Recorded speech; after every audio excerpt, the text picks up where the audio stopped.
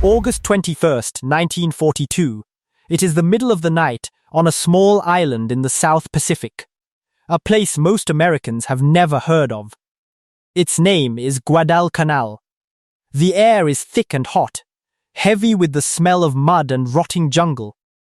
At the mouth of a sluggish, dark river, a thin strip of sand crosses the water like a bridge.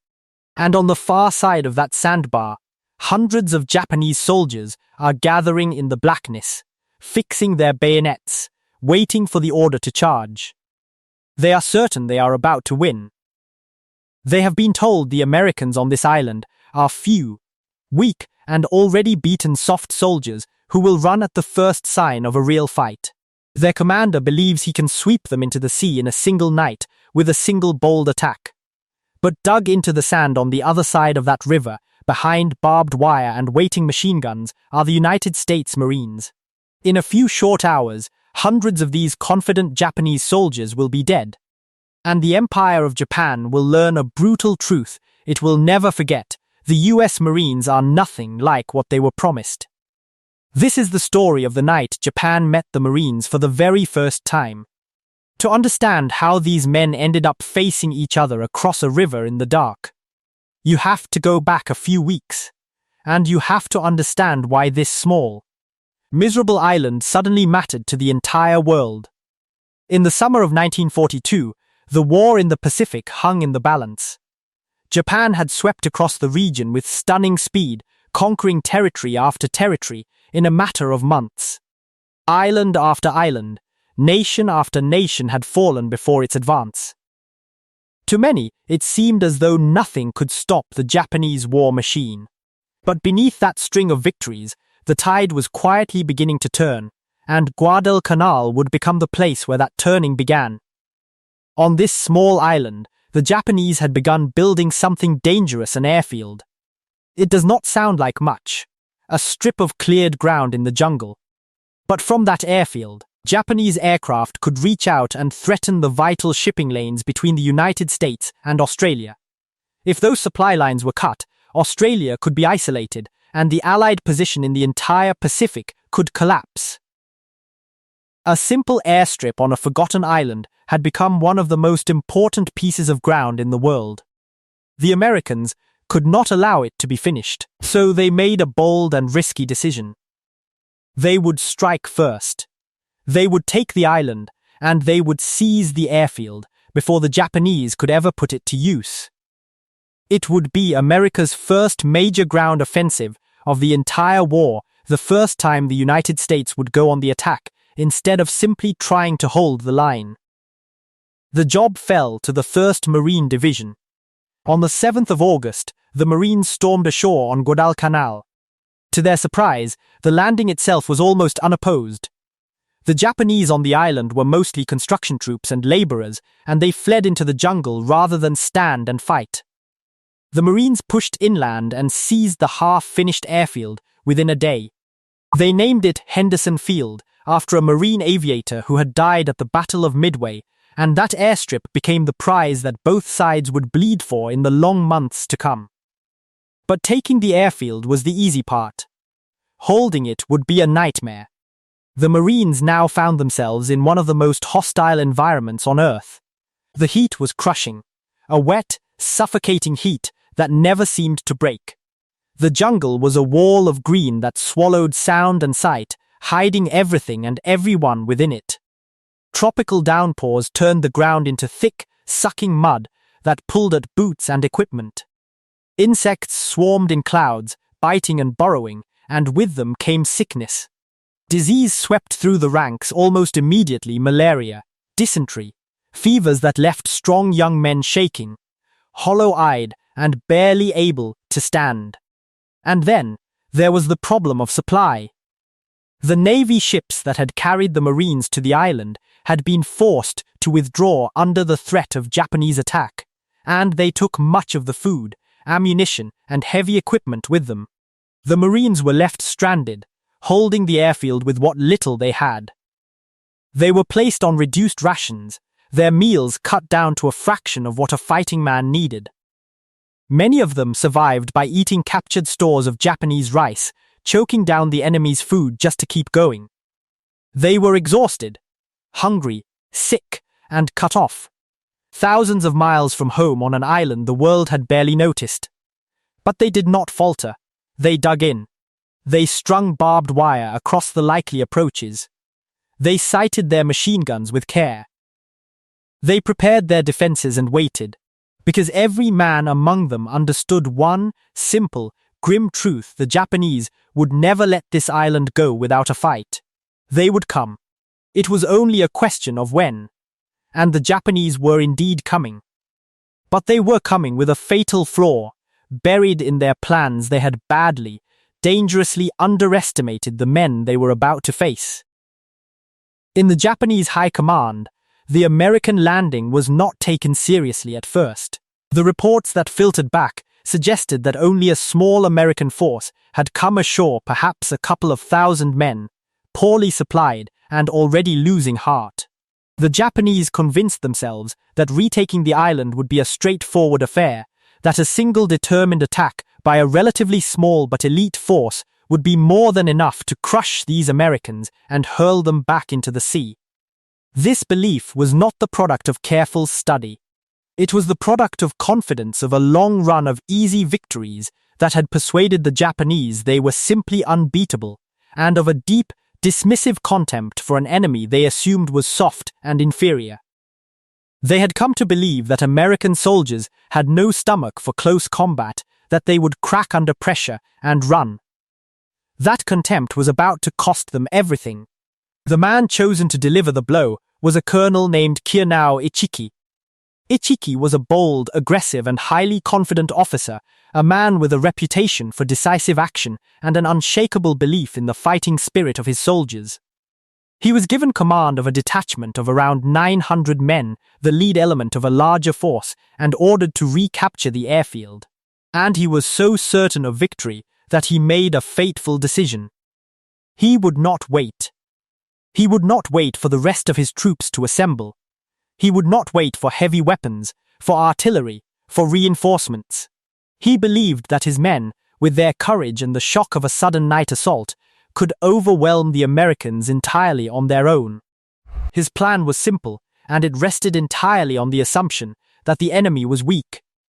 He would march his detachment through the jungle toward the American lines and launch a ferocious frontal attack in the darkness, charging straight into the heart of the Marine position. He fully expected the Americans to panic, to break, and to flee. He had no idea what was actually waiting for him on the other side of that river. As Ichiki's men pushed through the dense jungle toward the airfield, the Marines were already preparing to receive them.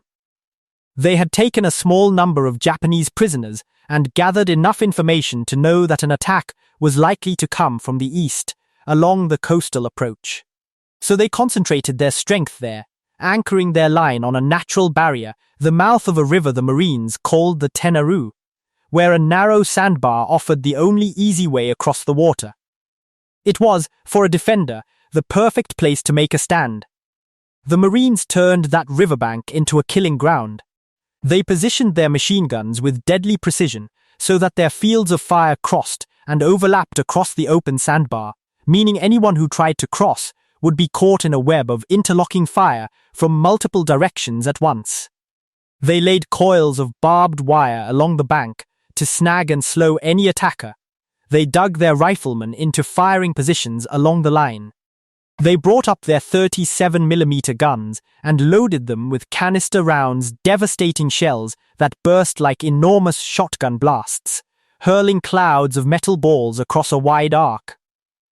And behind the front line, the Marine artillery batteries were registered on the sandbar and the far bank. The gunners standing by, ready to drop a curtain of shells onto the crossing at a single word. Then they waited in the darkness, peering out across the black, sluggish water, listening to the endless noise of the jungle and straining to hear the sound of an approaching enemy. Late in the night, the listening Marines began to notice something beneath the usual chorus of the jungle. Movement. The soft, shifting sounds of many men gathering on the far side of the river. The faint murmur of whispered voices. the muffled clink of weapons and equipment. The enemy had arrived, and then, with a sudden, shattering roar, it began. Hundreds of Japanese soldiers exploded out of the tree line and surged onto the sandbar, screaming as they came, racing across the narrow neck of sand toward the waiting marine lines. It was a Banzai charge, a massed frontal assault designed to terrify and overwhelm, a human wave hurling itself directly at the enemy, with bayonets fixed and voices raised in a roar meant to break the defender's nerve. For a single heartbeat, the night seemed to belong to them. Then the Marines opened fire. The killing ground did precisely what it had been built to do. Marine machine guns thundered to life all along the line, their streams of glowing tracer lacing across the sandbar in a deadly, crisscrossing net. The 37mm guns fired their canister rounds directly into the packed mass of charging men, each blast cutting a swath through the ranks. Rifles cracked in a continuous roll. The barbed wire caught the leading attackers and held them fast, pinning them in place exactly where the machine gun fire was thickest and most merciless. The charge that had looked unstoppable an instant before slammed into a solid wall of fire and broke apart.